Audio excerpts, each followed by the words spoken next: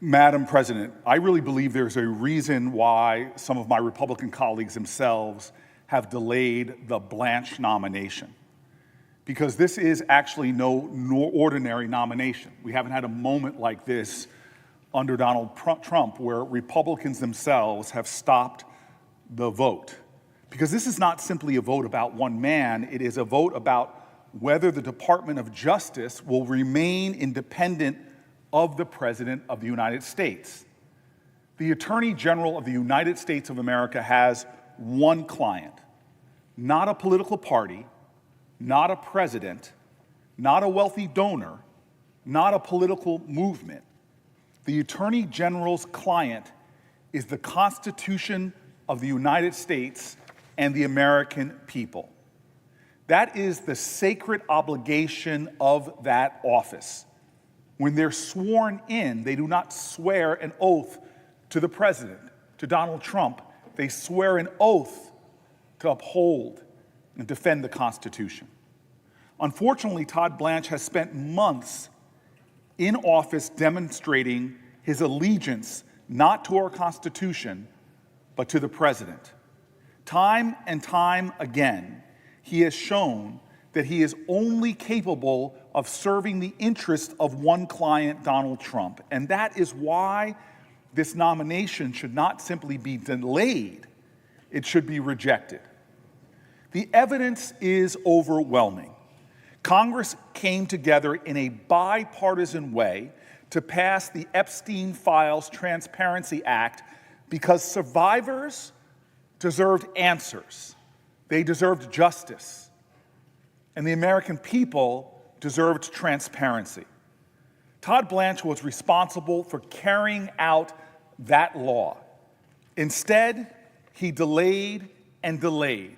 He was stalling. And there was a release after the date and deadline prescribed by Congress that was so careless that sensitive information belonging to Epstein survivors were exposed by the very department that was supposed to protect them. Their phone numbers, addresses, images, personal details. Think about that.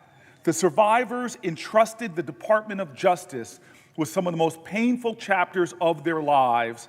They deserved care. They deserved competence.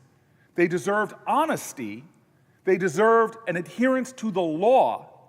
And instead, they received delays, excuses, and a terrible, tragic breach of their privacy. Then came the request of meeting with the survivors.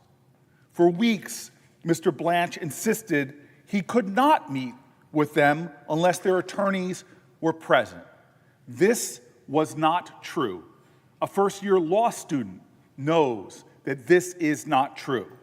His own department's policies and federal law make that clear. And when he finally did meet with them, the survivors, because a Republican senator demanded he do it, the survivors described the meeting as disappointing. They said they felt gaslit. They said they were skipped over. They said Mr. Blanche was condescending to the survivors of sexual assault. Even then, when the survivors pleaded for continued investigation into the Jeffrey Epstein co-conspirators, Mr. Blanche once again hid behind claims that the law prevented him from answering. So we simply have to ask the question, who is Jeffrey Epstein serving here? Is he serving the survivors? No. Is he serving the interests of the Department of Justice? No. Is he serving the American people? No.